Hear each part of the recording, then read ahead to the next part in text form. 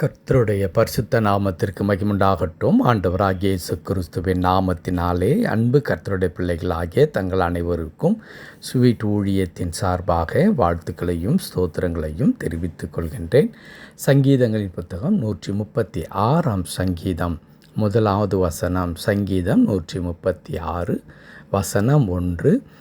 கர்த்தரை துதியுங்கள், அவர் நல்லவர், அவர் கிருபை என்றும் உள்ளது. கர்த்தரை துதியுங்கள், அவர் நல்லவர், அவர் கிருபை என்றும் உள்ளது.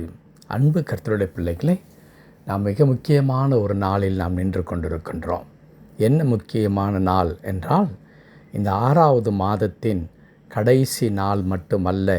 இன்று இந்த 2025 ஆண்டின் பாதி ஆண்டை தாண்டி வந்திருக்கின்ற ஒரு நாள். இதற்கு பிறகு அடுத்த பாதி ஆண்டாக்கிய 6 மாதத்தை நாம் நாளைய தினத்திலே நாம் துவங்கப் போகின்றோம். இந்த ஆண்டின் பாதி நாட்களை நாம் கடந்து வந்திருக்கின்றோம். இது எளிதான ஒன்றா என்றால், இது வழக்கம் போல ஒவ்வொரு மாதத்தையும் ஒவ்வொரு ஆண்டுகளையும் நான் தாண்டித்தானே வந்து கொண்டிருக்கின்றேன் என்று சொல்லி நாம் சொல்லக்கூடும்.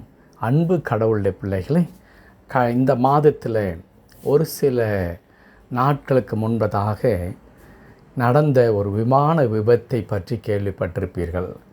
அது மாத்திரமல்ல, நேற்றைய தினத்தில் கூட ஹைதராபாத் செல்ல வேண்டிய ஒரு விமானம் நடுவானில் அதனுடைய என்ஜின் பழுதானதினாலே அது திரும்ப சென்னையை நோக்கி வந்து கொண்டிருந்ததாம். சென்னைக்கு திரும்பி வந்து கொண்டிருக்கிற 20 நிமிடம் அதில் உட்கார்ந்து கொண்டிருந்ததான மக்களுடைய மனநிலைமை எப்படி இருந்திருக்கும் என்று சொல்லி யோசித்து பாருங்கள். அடுத்த இமைப்பொழுது என்ன நடக்கப் போகிறது என்று தெரியாமல் அவர்கள் வாழ்நாளில் அந்த 20 நிமிடம் தவித்ததைப் போல ஒரு நாள் கூட அப்படி பயந்திருக்க மாட்டார்கள், கலங்கி இருக்க மாட்டார்கள். காரணம் என்ன? சில நாட்களுக்கு முன்பதாகத்தான் இந்தியா அப்படிப்பட்டதான ஒரு பயங்கரமான ஒரு நிலையை கடந்து வந்து இருக்கின்றது. அதே நிலைமை அதிலே நான் உட்கார்ந்து கொண்டிருக்கின்றேன். அடுத்த நொடி என்ன ஆகப் போகிறது? அன்பு கடவுளுடைய பிள்ளைகளே, இதுதான் இன்றைய உலகம். அதே நேரத்தில் ஒன்றை நாம் மறந்து விடக்கூடாது. அப்படி ஒரு பரிதாபமாக அந்த விமான விபத்திலோ அல்லது வெவ்வேறு காரணங்களில் இந்த 6 மாதத்திலே இந்த உலகத்தை விட்டு கடந்து போன எத்தனையோ நபர்கள், அது வாலிபர்களாக, சிறுவர்களாக, மூத்தவர்களாக, பெண்களாக, ஆண்களாக இருந்திருக்கிறார்கள். அவர்கள் எல்லாரை காட்டிலும் நாம் அனைவரும் மிகவும் நல்லவர்கள். ஆகவே கடவுள் நம்மை பொத்தி பொத்தி பாதுகாக்கின்றார் என்று சொல்லவே முடியாது. ஏமோ தெரியாது, ஆண்டோட இரக்கம் இன்னும் நம்மேல் இருந்து கொண்டே இருக்கிறது. பல ஆபத்துகள் அவர்களுக்கு நேரிட்டதைப் போலவே நமக்கும் நேரிட்டு கொண்டிருக்கிறது. கடவுள் தப்புவித்து கொண்டே வருகின்றார், தாங்கிக் கொண்டே வருகின்றார், வழி நடத்தி கொண்டே வருகின்றார், போஷித்து கொண்டு வருகின்றார். ஒரே வார்த்தையில் சொல்ல வேண்டுமென்றால், ஆண்டவர் நம்மை காப்பாற்றி கொண்டே வருகின்றார். ஆகவே கர்த்தரை துதியுங்கள், அவர் நல்லவர், அவர் கிருபை என்றும் உள்ளது. உள்ளத்தின் ஆழத்திலிருந்து அன்பு கடவுளுடைய பிள்ளைகளே, நம் ஆண்டவருக்கு நன்றி செலுத்தும்படியாக நாம் இந்த நேரத்தை, இந்த நாளை நாம் செலவிட வேண்டும். ஆம், கடவுள் ஒவ்வொரு நாளும் நாம் மறந்தாலும் அவர் மறக்காமல், நாம் ஒருவேளை நமக்கு என்ன வேண்டும் என்பதை யோசிப்பதற்கு முன்பதாகவே அவர் நமக்கு இன்னது வேண்டும் என்பதை அவர் நினைவு கூர்ந்து அவர் அற்புதமாக நம்மை ஆசீர்வதித்து வழி நடத்தி கொண்டே வருகின்றார். அப்படிப்பட்ட அன்புள்ள தெய்வத்தினுடைய பிள்ளைகளாக இந்த உலகத்திலே நாம் வாழ்கின்றோம் என்பது எவ்வளவு பெரிய ஸ்லாக்கியம். சின்ன சின்ன காரியங்கள் நம்முடைய வாழ்க்கையிலே நடக்கிறது உண்டு தான்.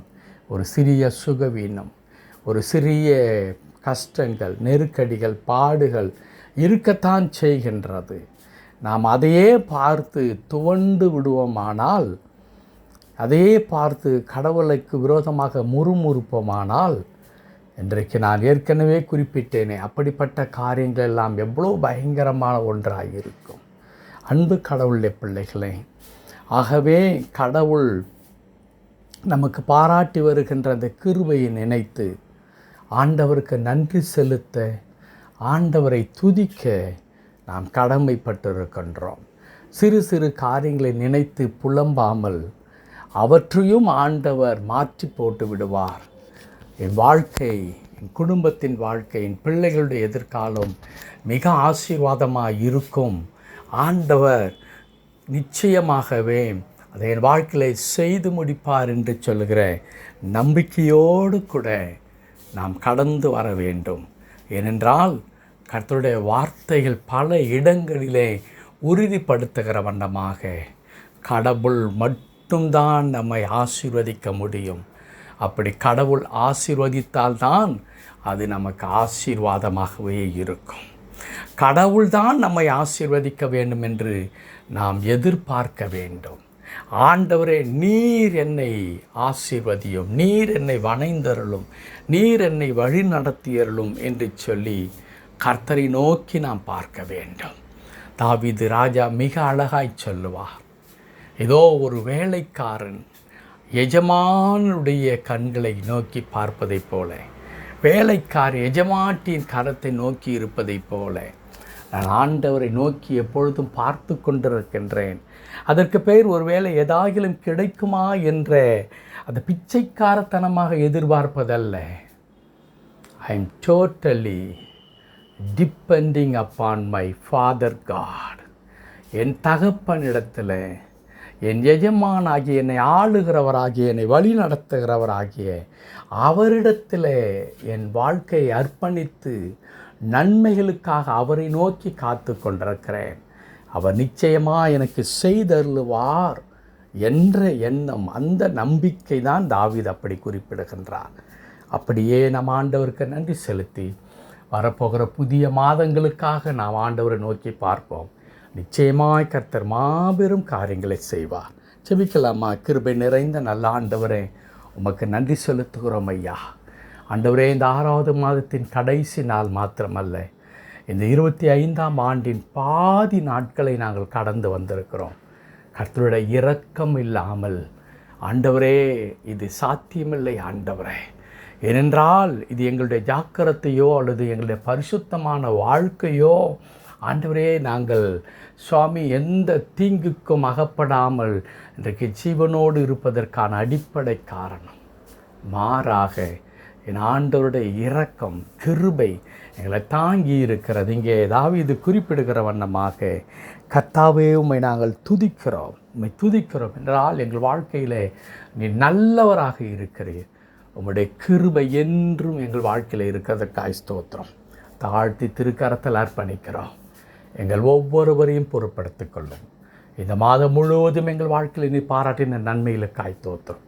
வரப்போகின்ற காலங்களையும் அப்படியே எங்களுக்கு ஆசீர்வாதமாக்கி தருவீர் என்று சொல்லி நாங்கள் முழு நிச்சயமாய் நம்புகிறோம்.